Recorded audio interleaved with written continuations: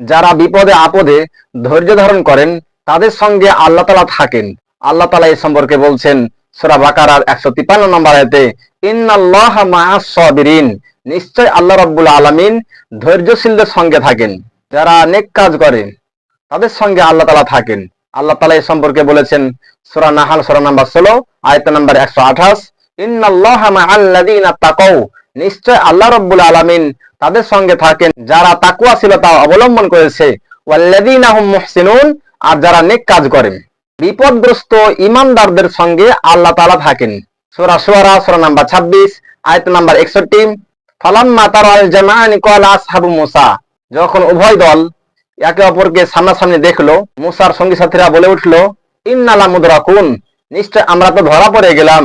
ক্বালা কাল্লা, মুসা আলাইহিস সালাম বললেন, কখনো না, ইন্না মাইয়া রাব্বি সাইহাদিন, নিশ্চয় আল্লাহ তাআলা আমার সঙ্গে রয়েছেন।